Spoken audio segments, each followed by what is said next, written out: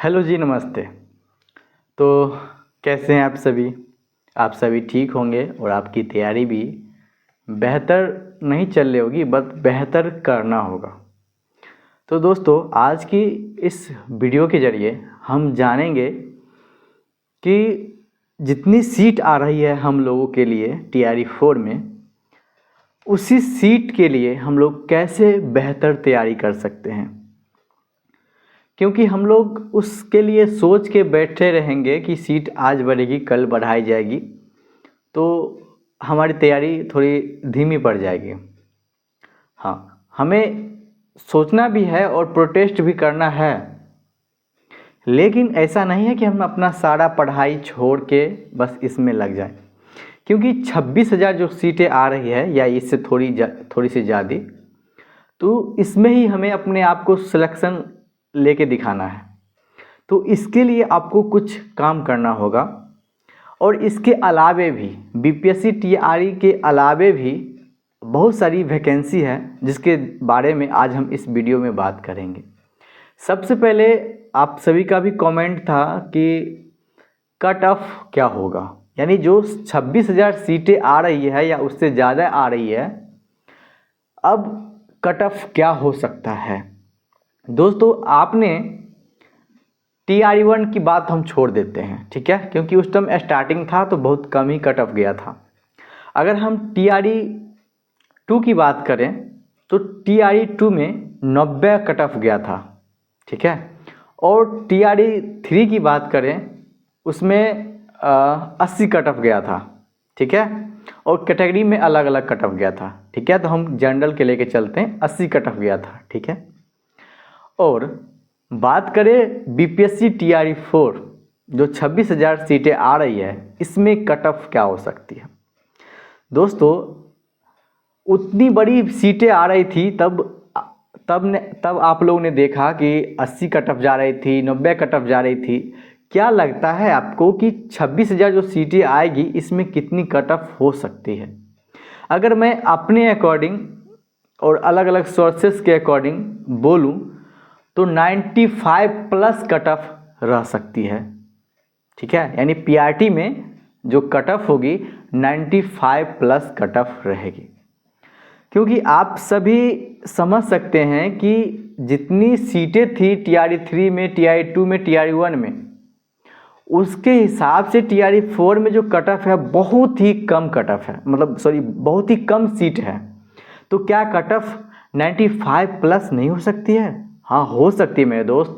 और एक बात और याद रखना है कि जो सीटें हैं इसमें जो करेंट स्टूडेंट हैं वो भी फाइट करेंगे।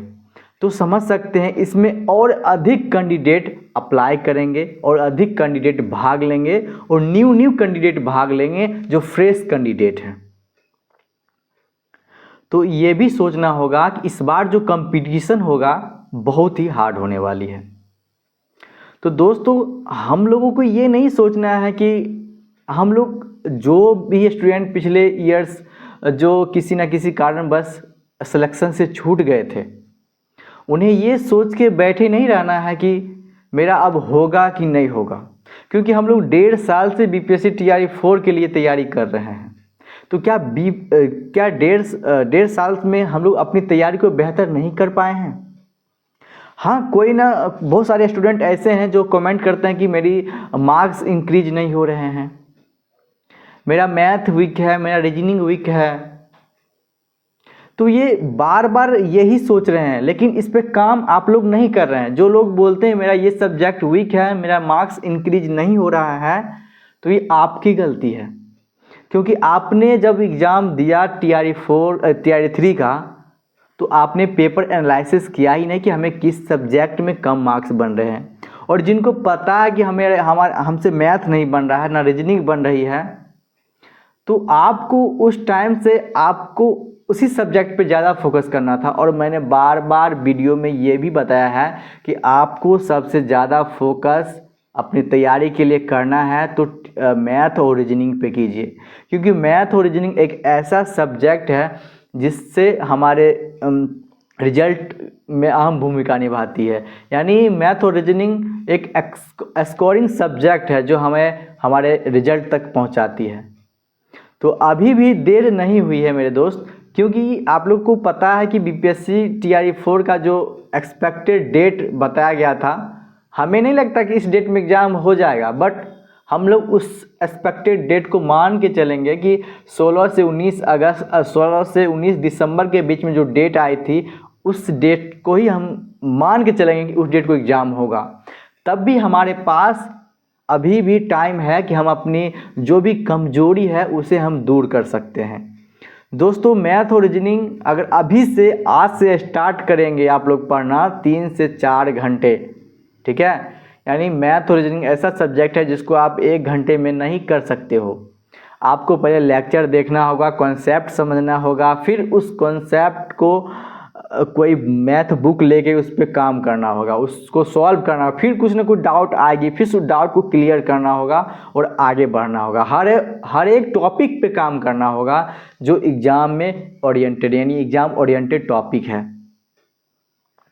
और इसी तरह से अगर आप टाइम दे दीजिएगा अभी, हाँ बीच में मतलब बहुत सारी फेस्टिवल भी है, डिस्टर्बेंस होगी आपको, लेकिन उस डिस्टर्बेंस में भी आपको मेहनत करनी होगी, क्योंकि मैंने पहले ही फर्स्ट वीडियो शुरू करने से पहले ही मैंने बताया है, सक्सेस की एक ख़ास बात है, जो मेहनत करते हैं ना उस पर फ़िदा हो जाती है। तो मेहनत आज से शुरू कर दीजिए। आपकी जो भी सब्जेक्ट वीक है उस पर काम करना आप एक स्टार्ट कर दीजिए एक स्मार्ट तरीके से।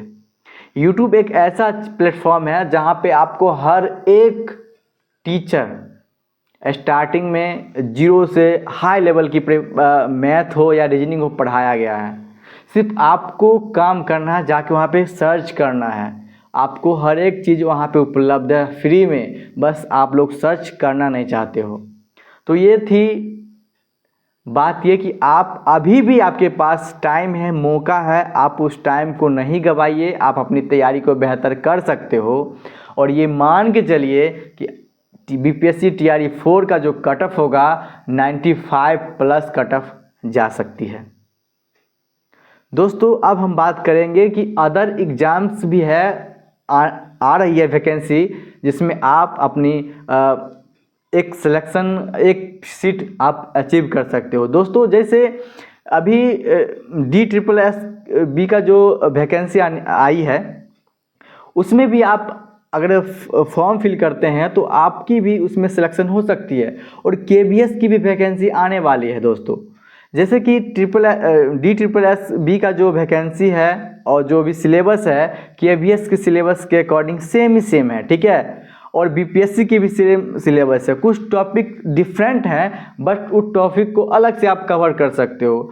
जैसे KBS हो या DSSB हो या BPSC हो, सब में GS करंट अफेयर पूछे जाते हैं, सब में मैथ रीजनिंग पूछे जाते हैं, सब में हिंदी और इंग्लिश भी पूछे जाते हैं। बस KBS और DSSB जो है उसमें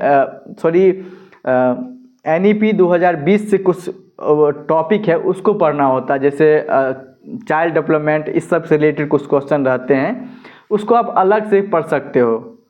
लेकिन जितनी भी वैकेंसी अभी आ रही हैं कुछ ना कुछ एक दूसरे से रिलेटेड ही हैं, तो आप चाहते हो तो बेहतर तैयारी कर सकते हो। अभी अगर बिहार से भी कोई कैंडिडेट अगर वीडियो देख रहे हैं तो उनके लिए भी कल तक का टाइम है, आज और कल टाइम है 25 और 26 लास्ट डेट है BPSC AEDO का, यानी BPSC AEDO का 26 तक लास्ट डेट है। आप उसमें फॉर्म फिल कर सकते हो। 935 सीटें हैं, बस 100 रुपया ही लग रहा है, तो आप उसमें फॉर्म भर सकते हो। क्या आपका लक अगर साथ दे दे तो आपका सिलेक्शन हो जाएगा और एक शिक्षा पदाधिकारी आप बन सकते हैं। और बात करें बिहार के, तो बिहार में बिहार SSC यानी CGL 4th ग्रेड का आया हुआ वैकेंसी, उसका भी 26-27 डेट है, तो उसमें भी आप लोग फॉर्म फिल कर सकते हो। शायद 26 लास्ट डेट है या आज ही लास्ट डेट होगा, कंफर्म नहीं है। और बिहार SSC के में ही 10th लेवल का एक वैकेंसी है, ऑफिस असिस्टेंट का है, उसमें भी आप फॉर्म फिल कर सकते हो। अरे यार, कहने का मतलब ये है ना कि आप अगर चाहो तो कोई भी एग्ज़ाम आप क्वालिफाई कर सकते हो, बस आपको थोड़ी सी मेहनत करना होगा स्मार्ट तरीके से। हर एक एग्ज़ाम में जीके जीएस क्वेश्चन तो निश्चित तौर पे पूछे जाते हैं। करेंट अफेयर आपको हमेशा मजबूत रखना होगा, चाहे किसी भी जनरल कंपटीशन की तैयारी कर रहे हो, चाहे किसी खास एग्जाम की तैयारी कर रहे हो, चाहे बीपीएससी की एग्जाम की तैयारी कर रहे हो या यूपीएससी के कर रहे हो, आपको करेंट अफेयर हमेशा रेगुलर आपको पढ़ना होगा, नोट्स बनाना, रिवीजन करना होगा।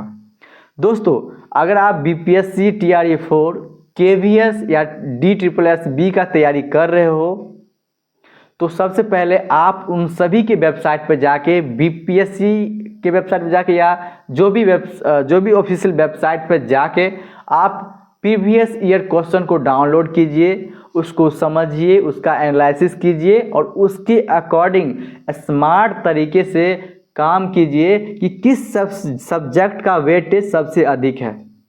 अगर आप इस तरीके से काम करते हो ना मेरे दोस्त, तो मैं 100% आपको ये कह सकता हूँ कि आप 2025 से 26 जाते जाते आप एक सीट, एक सिलेक्शन लेके अपने सपनों को पूरा कर सकते हो। दोस्तों अभी से आप ये ना सोचें कि बीपीएससी टीआरई 4 में कट ऑफ क्या जा सकती है। मैंने बता दिया है कि आपको अब ये सोच की तैयारी करना है कि जो कट ऑफ है 95 प्लस जाने वाली है और उसके अकॉर्डिंग आप तैयारी करो कि हम 100 मार्क्स अचीव करें। हाँ, जो सब्जेक्ट वीक है उस पर ज़्यादा फोकस कीजिए और जीके जीएस पे आप लोग रिवीजन कीजिए। रिवीजन के बिना आपका मार्क्स इंक्रीज नहीं होगा। तो आप लोग जितनी रिवीजन करेंगे और जितनी प्रैक्टिस सेट देंगे, मॉक टेस्ट देंगे और प्रीवियस ईयर क्वेश्चन देखोगे तो आपकी मार्क्स 100% इंक्रीज होगी। आप मैथ पढ़ोगे चाहे रीजनिंग पढ़ोगे, उसका भी आपको रेगुलर प्रैक्टिस करना होगा। विदाउट प्रैक्टिस आप भूल जाओगे कि हमने पिछले दिनों क्या पढ़ा था। मैथ एक ऐसा चीज़ है जो आपको रेगुलर प्रैक्टिस करोगे तभी याद रहेगा। अगर प्रैक्टिस नहीं करते हो तो आपको सारे कॉन्सेप्ट भूल जाओगे और मैथ जब आप एग्ज़ाम सेंटर पे जाओगे, आपको क्वेश्चन में मैथ के सवाल आएंगे तो आप उस क्वेश्चन को सॉल्व नहीं कर पाओगे। तो इसके लिए बेहतर है कि आप अपनी जो भी वीकनेस है उसको दूर करने के लिए आप अपनी तरीके से तैयारी स्टार्ट कीजिए और बेहतर कीजिए अपनी मेहनत को। थोड़ी अधिक टाइम तक पढ़िए, 5 से 6, 7, 8, 9, 10, 11 जितनी देर आप पढ़ाई में सक्षम हैं उतनी देर पढ़ाई कीजिए और तभी आपका सिलेक्शन हो पाएगा। मैं कोशिश करूँगा कि आप लोगों को हमेशा मोटिवेट रखूँ और इस दौर से मैं आप कैसे अपने आप को मोटिवेट रख सकते हो, मैं बार बार उसके लिए कुछ ना कुछ छोटी बहुत इन्फॉर्मेशन आपको मैं देते रहूँगा। लास्ट में बस इतना ही मैं बोलूँगा कि आज से, अभी से अपने आप से एक प्रॉमिस कीजिए कि जो भी सीटें आ रही है आपको सीरियस होके उस सीट में ही फाइट करना होगा और सिलेक्शन लेना होगा। क्योंकि बीपीएससी टीआरई 4 में कोई भी निगेटिव मार्किंग नहीं है। हाँ, पिछले ईयर टीआरई 3 हो या टीआरई 2 हो या टीआरई 1 हो, उसमें अगर हम पीछे रहे हैं तो बस कोई ना कोई वजह है, कोई ना कोई मेरी मिस्टेक्स है जिसके वजह से मैं पीछे रहा हूँ। तो उस गलती से हमें सीखना चाहिए और आगे आने वाले एग्ज़ाम में हमें डट के फाइट करना होगा। दोस्तों इसी के साथ इस वीडियो की मैं समाप्त करता हूं और जितने भी मेरे प्यारे साथी हैं हमसे जुड़े हैं और हमसे जुड़ने वाले हैं सभी को दिल से वेलकम है। अगर ये वीडियो आपके यूजफुल लगे, हेल्पफुल लगे तो वीडियो को प्लीज़ लाइक कीजिएगा और एक प्यारा सा कमेंट कर दीजिएगा और अपने दोस्तों को भी शेयर कर दीजिएगा। तो मिलेंगे एक नई वीडियो में, तब तक जय हिंद, जय भारत मेरे प्यारे साथियों।